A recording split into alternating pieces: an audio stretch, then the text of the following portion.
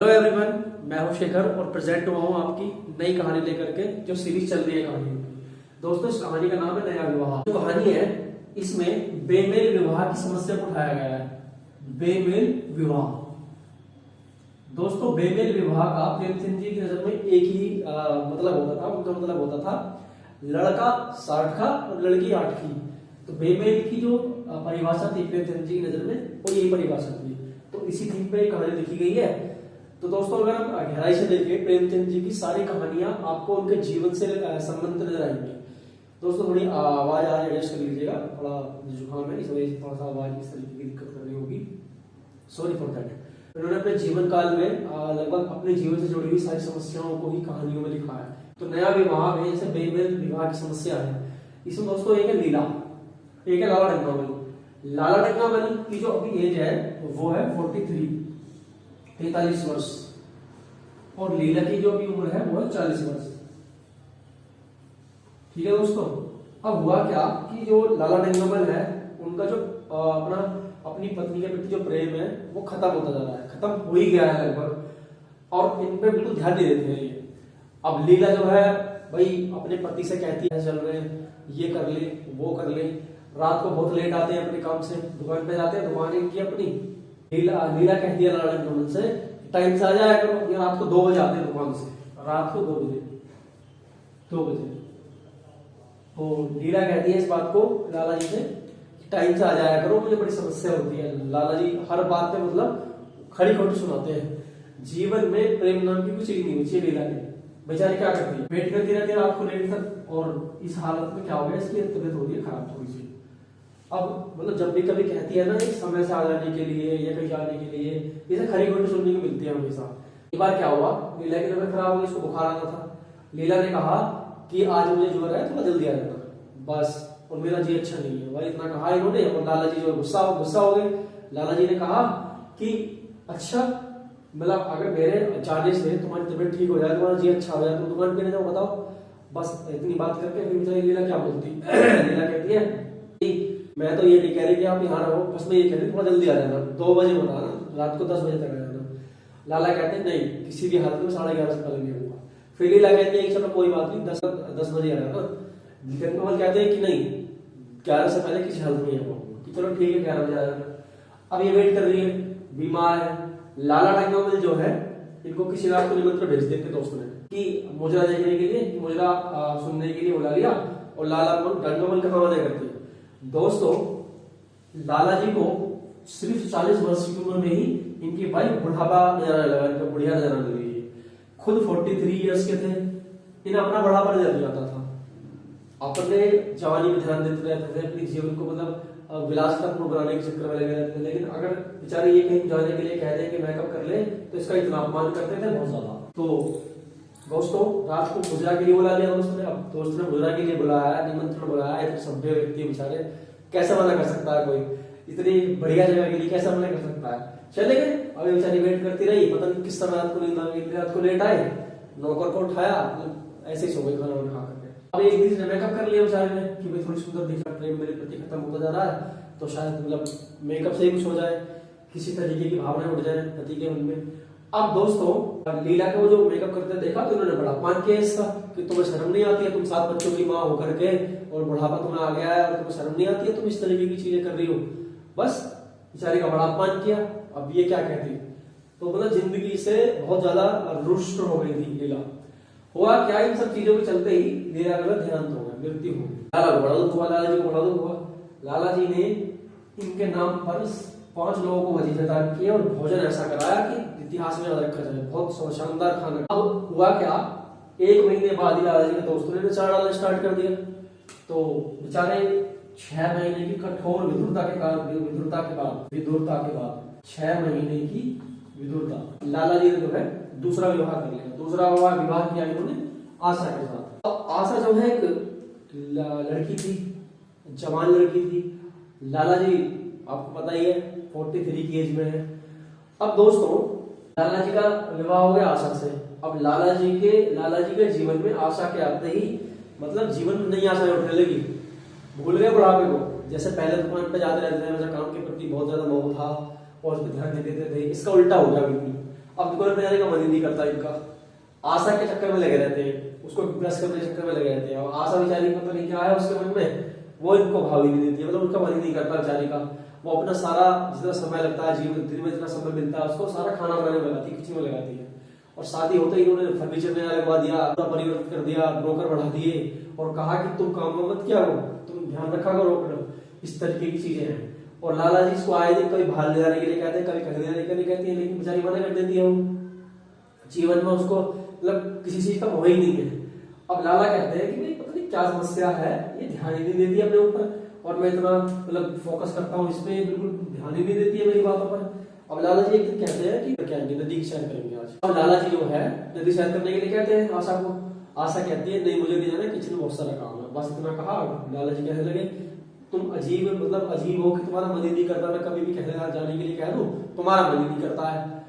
अब आशा कहती है दोस्तों कि घर में बहुत सारा काम पड़ा है, कौन करेगा काम।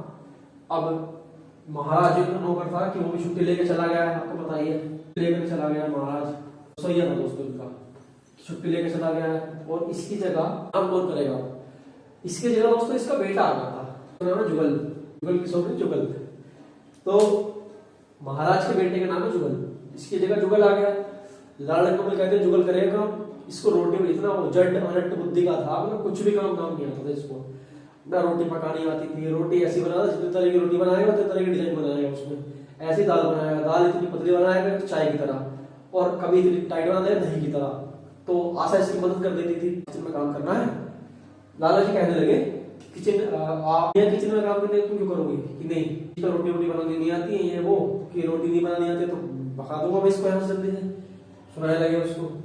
अब खूब खुशामद की आशा ने मन, अब कहने लगे कि ऐसा है तुम नहीं जाओगे तो मैं भी नहीं जाऊंगा।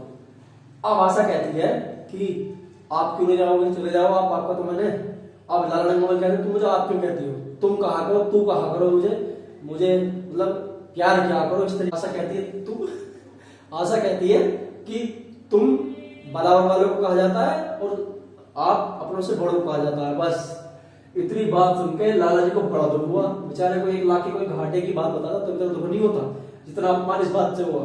लाला जी कहने लगे तुम कहा करो। अब आशा कहती है ठीक है चलो। अब भैया लाला जी ने मना कर दिया, बेचारे उदास हो गए, चल दिया। लाला आशा को दया आ गई, आशा कहने लगी तुम नहीं जा रहे, कब तक आओगे लौट करके। आप लाला जी कहते हैं कि तुम नहीं जा रहे, मैं भी नहीं जा रहा। आशा कहती है अब कि चलो ठीक है मैं भी चलती हूँ आपके साथ। अब मतलब मन तो था नहीं, अब मन चली गई, ना कोई मेकअप किया, ना साड़ी पहनी, कुछ नहीं किया, ना आभूषण, ऐसी चली गई। लाला जी के बाद बिल्कुल पसंद नहीं आती थी कि भाई पता नहीं क्या है, कैसी लड़की है, और मतलब इतने सारा सामान पड़ा हुआ है, साड़ी एक से एक है, दुनिया भर के मेकअप विदेश से आए हुए हैं जो लगाती नहीं है। अब भैया आशा चली गई, घूम के आ गए। अब जो है जुगल खाना बना रहा है, अब ये रोटी वोटी बनाता है ढंग से, तो आशा चली जाती किचन में काम करने के इसके साथ। अब एक दिन रोटी बन रही थी, अगर के आशा इसकी हेल्प कर रही थी, तो आशा जो है इसकी हेल्प करते हुए दोस्तों इन दोनों के बीच मतलब आपको पता ही है 17-18 साल का लड़का है जवान, और आशा जो है आशा भी जवान है। अब किचन में काम करते हैं दोनों, तो दोनों के बीच नजदीकियां बढ़ने लगी। अब आशा कहती है कि तुम रोटी वोटी बनानी नहीं आती, तुम इतने बड़े हो गए, तुम क्या मतलब क्या सीखा अपने जीवन में इतने बड़े हो गए तुम बिल्कुल नालायक हो। अब जुगल बेचारा रोने लगता है, रोमांसी से कहता है बाबूजी मेरी अभी एज क्या है, मैं 17 साल का हूँ सिर्फ, कि अच्छा रोटी बनाने में 10-20 साल लगती है। जुगल कहता है कि सीख जाऊंगा बाबूजी, मुझे आप सिखा दो, 1 महीने खाना, फिर मैं आपको ऐसे फुलके बना खिलाऊंगा कि आप याद करोगे कि अच्छा। और अब मैं सब्जी बनाना सीख गया हूँ, अब अच्छा सब्जी बनाने आते तुम्हें, कल ही ऐसी तेज नमक डाला था, खाई नहीं गई थी। अब जुगल कहता कल आप थी नहीं यहाँ पे, आप यहाँ थे तो मेरी अकल काम करती है, समझ रहे हो दोस्तों, तो अकल काम करती है कि अच्छा अगर मैं यहाँ नहीं रहूंगी तो मैं आपके कमरे के बाहर जाकर के जो है वहां रोने लगता हूँ, वहां बैठ जाता हूँ, अपनी किस्मत को कोसने लगता हूँ। क्यों किस्मत को क्यों कोसते हो, क्या हो गया कि बाबूजी बस ऐसे ही, क्या बताऊं। और आशा कहती है इससे कि कपड़े तुम मेरे से पैसे ले लेना और नए कपड़े बनवा लो अपने लिए, ठीक है। आशा कहती है जुगल से कि कपड़े के पैसे ले लेना, भिखमंगे से घूमते हो तो बाली क्यों नहीं कटवाते हो। अब जुगल कहता है कि नहीं बाबूजी, अगर पैसे लूंगा तो पापा को क्या हिसाब दूंगा, कि मैं तुम्हारे हिसाब में से नहीं काटूंगा, मेरे से ले लेना, कि आप दिलाओगे तो अच्छे कपड़े पहनूंगा, बहुत बढ़िया शानदार कपड़े पहनूंगा। अच्छा बड़े चालाक हो, अगर तुम्हें खुद खरीदने पड़े तो कहता मैं क्यों खरीदूंगा अपने कपड़े, मुझे जरूरत ही नहीं है। कोई व्यक्ति दावत में जाता है, वो पकवान खाने के लिए जाता है, अपने घर में सूखी रोटी खा लेता है, तो ऐसे ही है, मैं कोई दावत दे रहा है तो अच्छी दे, मतलब मैं क्यों लूंगा, मतलब समझदारी का परिचय देता है ऐसा। इतने भी लाला जी आ जाते हैं। लाला जी आके कहते हैं कि आशा देखो मैं गमले लाया हूँ और इन फूलों को देख लो भाई, नई नई युक्तियां लगाते रहते थे लाला जी। तो आशा कहती है कि थोड़ा सा वेट कर लो, मैं अभी काम कर रही हूँ रसोई में, अभी आ जाऊंगी। और लाला कहते हैं क्यों जुगल नहीं करेगा, इसको रोटी बनानी नहीं आती, इसे निकाल दूंगा बाहर, रोटी बनाएगा जल्दी से, वरना रोटी बनाना सीख जाए। अब आशा कहती है आप तो बेखामों के इतने परेशान हो गए, अभी आ रही थोड़ी देर में। अब इतनी मतलब अजीब तरीके से जवाब दिया लाला जी को, बड़ा बुरा लगा, इतनी कठोरता कभी नहीं थी इसकी आवाज में। लाला जी सारे गुस्से में चले गए, वहां रख करके गमलों को चले गए। लाला जी दोस्त चले गए नाराज होकर के आशा से। आशा जुगल के साथ खाना बना रही है, रोटियां बेल रही है और बातचीत चल रही है दोनों की। जुगल कहता है कि बहू जी आप जो कल आपने मैं यहाँ चला जाऊंगा तो आप मुझे अपना चित्र दीजिएगा, चित्र यानी फोटो दीजिएगा जब मैं चला जाऊंगा, कि मुझे आप मतलब बहुत अच्छी लगती है, मैं आपको बहुत याद करूंगा। अब आशा कहती है अच्छा। अब जुगल कहता है कि चित्र उसी साड़ी का दीजिएगा जो आपने कल पहनी थी, और माला डाल लेना गले में, आपको तो बहुत सारे आभूषण होंगे, आप आभूषण पहनती क्यों नहीं है। बस ये बात सुनी और इतने में लाला जी कहते हैं जुगल तेरी रोटी बनी हुई है अभी तक। और बस ये बात सुनकर आशा फटाफट हाथ में धोती है और आ जाती है, और बड़ी खुश एकदम स्माइल चेहरे में, मुस्कुराहट एकदम, और बातों में शक्कर घुली हुई। लाला जी कहते हैं चल लगता है मेरे प्रेम का असर हो रहा है, मेरे प्यार का असर हो रहा है आशा पे। अब आशा कहती है कि सारे पौधे जो है वो तो बड़े सुंदर है और इन्हें मेरे कमरे के बाहर रखवा दो। बाबा जी छेड़ते हुए कहते हैं आशा को कि सारे के सारे चाहिए तुम्हें, दो चार ले लो, बाकी जो है बाहर रखवा देता हूँ मैं। अब आशा कहती है नहीं सारे के सारे चाहिए मुझे। अब लाला छेड़ते हुए कहते हैं कि तुम बड़ी लालची हो कि लालची किसी सारे रखवा दो यहाँ पे। अब दोस्तों आशा जो है खुश होती है। अगले दिन जो है सुबह सुबह आशा खूब सस्ती खबरती है, अच्छे गहने पहनती है और वही साड़ी पहनती है जो जुगल ने बोला था। अगले दिन जो है सुबह में अब लाला जी जो है देखते हैं उसको, मतलब भौचक के रहते हैं कि इतनी सुंदर लग रही है ये, और मुझे असर हो गया है और उससे प्रेम करने लगी है। और सुबह सुबह लाला जी हाथ पकड़ते हैं आशा का, वो कहते हैं चलो आज बाहर घुमाते हैं, हवा बहुत अच्छी चल रही है। अब आशा बड़ी खुश थी, इस बात को सुनकर के मतलब थोड़ी उदासी हो गई, और लाला जी ऐसे कहने लगे तो उदास होने लगी। आशा कहती है कि में दर्द हो रहा है मीठा मीठा सा, और सोफे पे बैठ गई। लाला जी कहते कब से दर्द हो रहा है, तुमने मुझे बताया क्यों नहीं, कि कल शाम से हो रहा था, बंदा था और सुबह बंद हो गया था, फिर हो रहा फिर तेज होने लगा। अब आशा कहते हैं कहाँ दर्द हो रहा है दिखाओ जरा देखो। तो आशा कहती है कि तुम ना बस छेड़ कर रहा करो मुझे, शर्म तो आती नहीं है, दवाई ववाई ला दो मुझे, कहीं से कोई दवाई गोली ला दो। अब लाला जी खुश होते हैं बहुत ज्यादा कि भाई प्रेम का संकट हो रहा है मेरे। अब लाला जी बाहर जाते हैं फटाफट दवाई ववाई लेने के लिए।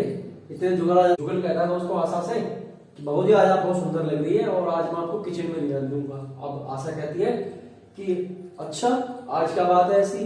जुगल कहता है कि अब मैं आपसे कहूंगा तो आप डांटेंगे मुझे, कि नहीं कहो जरा देखो तो क्या बात है आज। आशा जुगल कहता है कि आज आप बहुत सुंदर लग रही है। अब दोस्तों इतना कहते ही मतलब आशा बड़ी मतलब प्रफुल्लित हो गई, आनंदित हो गई। लाला जी ने हजारों बार तारीफ करी थी आशा की, लेकिन कभी इनको असर नहीं पड़ा। ऐसा लगता था कि झूठी तारीफ कर रहे हैं, मतलब आनंदित होती नहीं थी, मतलब ऐसा लगता था बनावटी तारीफ कर रहे हैं। अब जुगल की बात सुनते ही आशा जो बड़ी खुश हुई, बड़ी प्रफुल्लित हुई इस बात को देख करके, इस बात को सुन करके कि तुम मुझे नजर लगा दोगे। अब जुगल कहता है कि नहीं नजर नहीं लगेगी मेरी आपको। अब आशा कहते हैं कि जुगल तुम्हारे पापा जब आ जाएंगे तो चले जाओगे ना यहाँ से।